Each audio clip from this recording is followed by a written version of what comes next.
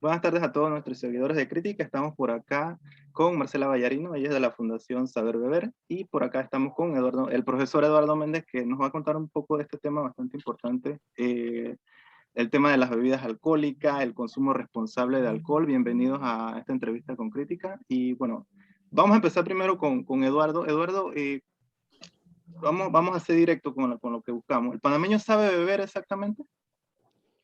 Bueno, esa definición es un poco compleja porque habría que entender a qué nos referimos con el hecho de saber beber. Muchas personas lo pudieran tomar de primera mano como la posibilidad de vincularse con las bebidas alcohólicas y ese criterio suele dejar por fuera varios aspectos, principalmente dos. Uno que tiene que ver con el disfrute de la bebida alcohólica en caracteres organolépticos de sabor, aroma, estructura, que hace muy diferente un tipo de bebida con otra. Y la otra, que es la que a nosotros nos atañe en esta entrevista y en este programa que desarrollamos, es la responsabilidad vinculada con el disfrute de las bebidas alcohólicas. Normalmente solemos confundir, no solamente en Panamá, en general solemos confundir el hecho de el saber beber con el hecho de que yo lo hago y lo hago a los criterios que considero que están de moda. Entonces, pudiera ser un poco complejo que en general el ser humano tiene ciertas carencias o ciertas áreas de oportunidad por la cual desarrollar una mejor capacidad de disfrutar de las bebidas alcohólicas con un nivel bajo de riesgo y la otra desde un disfrute mayor en términos de aromas, sabores y estructuras. Eh, Eduardo, ¿cuándo podría decirse que una persona está ebria y cuándo se determina más o menos que ya está en un padecimiento crónico que ya prácticamente bebe diariamente?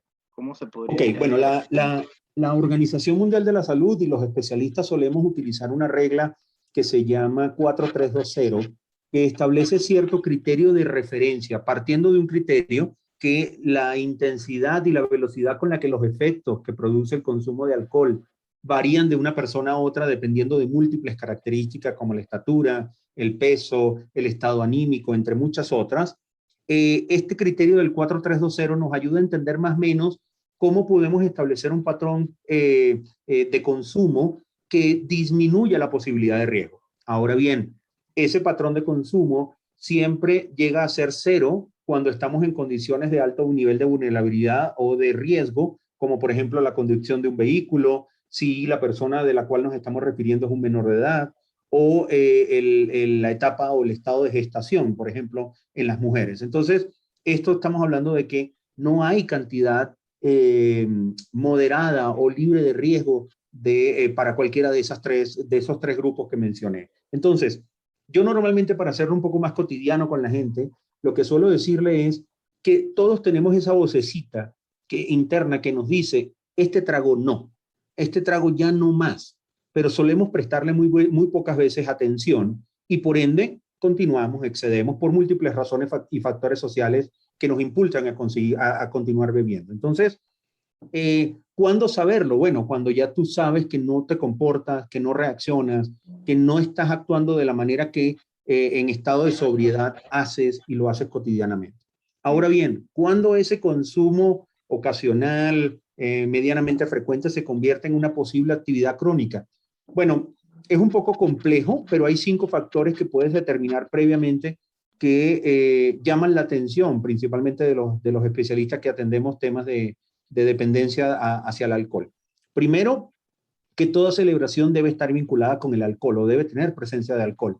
Incluso las personas que tienen estos patrones suelen no presentarse a actividades donde previamente se les ha dicho que no hay presencia de alcohol. Número dos, el consumo de alcohol solo, sin ninguna razón aparente de razones sociales comunes como celebración o algo de esto. Número tres, la presencia de lagunas mentales cuando se consume alcohol. Por supuesto, el consumo excesivo, es decir, la persona bebe para embriagarse, ese es el objetivo del consumo.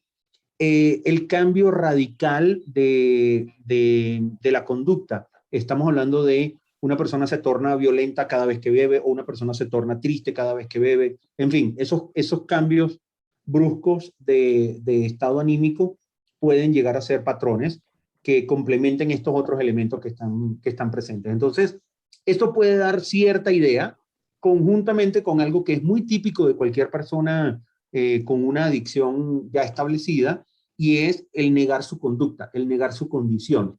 Entonces, cuando tú a esta persona lo confrontas o a alguien cercano lo confronta y le dice, oye, creo que tienes problemas con el alcohol, la persona enseguida lo niega y dice, no, yo bebo así porque yo quiero, yo tengo total control, yo sé lo que estoy haciendo. Entonces, todo este conjunto de elementos pueden dar cierta referencia. Pudiéramos sumar uno adicional que es el tema de la predisposición familiar, el hecho de que haya un miembro de la familia directa con historial de alcoholismo. También es otro patrón importante que, que determina o predispone a las personas a ser alcohólicas en el futuro. Ok.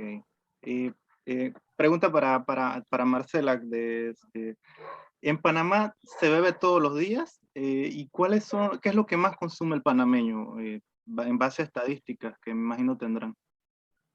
Bueno, el propósito de la Fundación Saber Beber, que somos todas las empresas que distribuimos alcohol en el país, básicamente es educar a la población en cuanto al consumo responsable de alcohol y la no venta de alcohol a embarazadas y a menores de edad. Y lo que te puedo contar por parte de lo que hemos venido trabajando es un programa muy importante que se llama Saber Servir, del cual Eduardo nos apoya y es uno de los creadores del programa en conjunto con Diallo.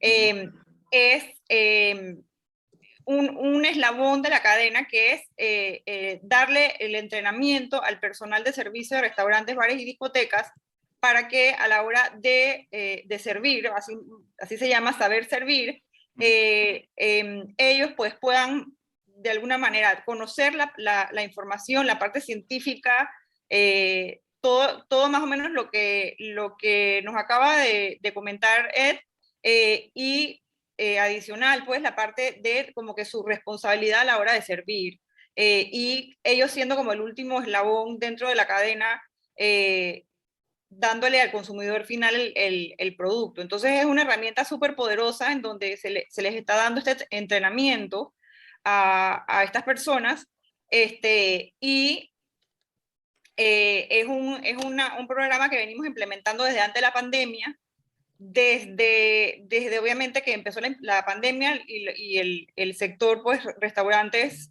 bares y discotecas estuvo cerrado, pero ahora, como comentaste al inicio de la entrevista, de que ya estamos retomando, ya están regresando las actividades y demás, asimismo nosotros también estamos retomando este gran programa, que próximamente estaremos iniciando nuevamente, para abordar pues a este sector específico, en el cual es un socio estratégico nuestro.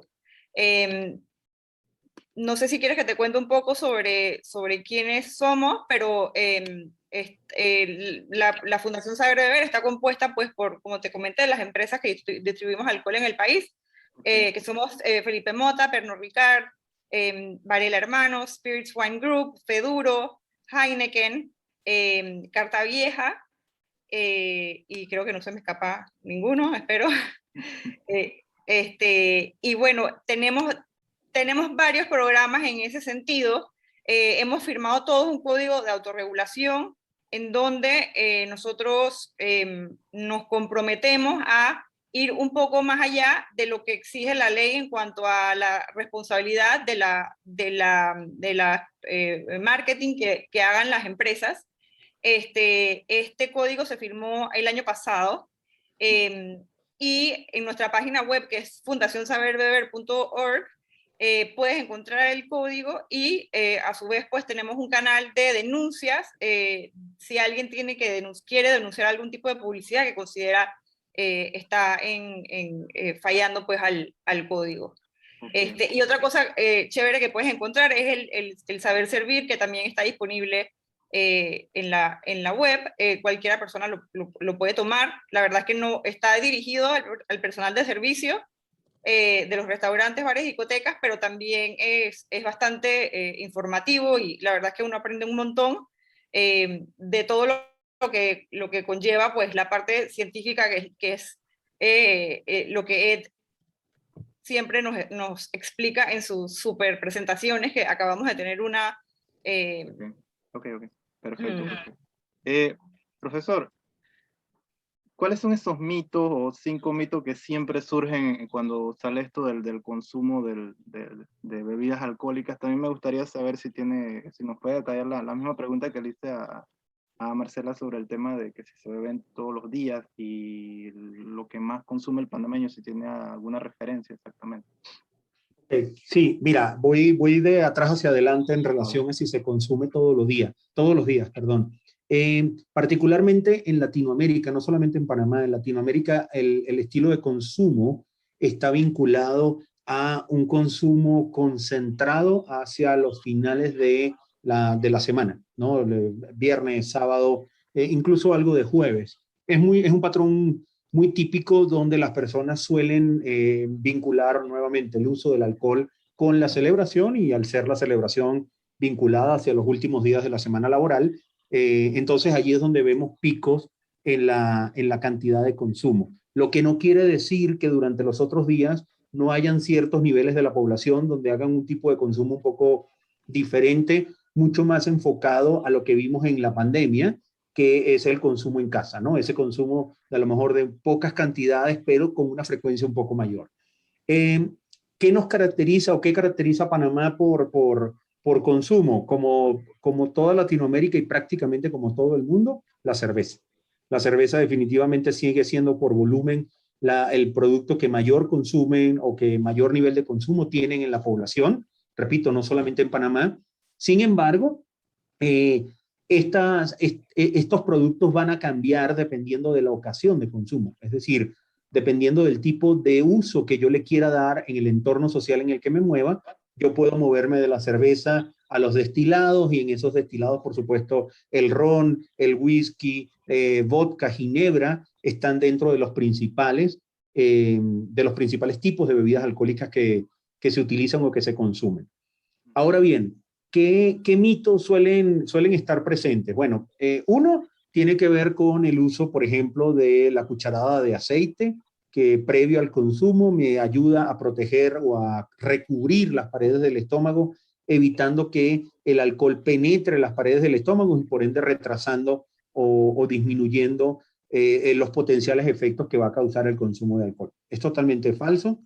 Las grasas, cuando son incorporadas a nuestro cuerpo, no se dispersan, por el contrario, se encapsulan y no surgen básicamente ningún efecto en relación a la disminución de los efectos, ¿no? Otro tiene que ver con el consumo de café bien cargado. Ya esto tiene que ver cuando te quieres como quitar el exceso de alcohol o la borrachera o los efectos que te causa el exceso de alcohol, que aunque puede causar un cierto nivel de energía o de cierto nivel de estar un poco más despierto, para nada el café o la cafeína atacan a la cantidad o la concentración de alcohol que está en la sangre, y por ende no disminuyen los efectos. Entonces es otro mito totalmente falso. En este caso, más que un mito, es una realidad. El que comamos es una realidad, y esto no tiene nada que ver, que parte también tiene un mito, con qué tipo de comida consumamos. No importa qué comas, lo importante es qué comas. ¿Por qué hay que comer? Sencillo, el alcohol es una sustancia de bajo peso molecular que no se digiere.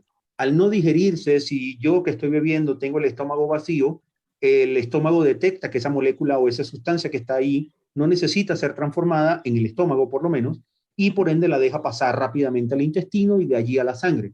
Entonces, si yo tengo, por el contrario, un alimento que está necesitando del proceso de digestión, entonces las válvulas tanto pilórica como gástrica se van a cerrar haciendo el proceso de digestión, y por ende retardando la velocidad y el tiempo con la cual el alcohol ingresa a nuestra sangre. Entonces, no es mágica la comida, no es que elimina el alcohol de nuestro cuerpo, pero sí retrasa la velocidad con la que el alcohol ingresa a nuestra sangre.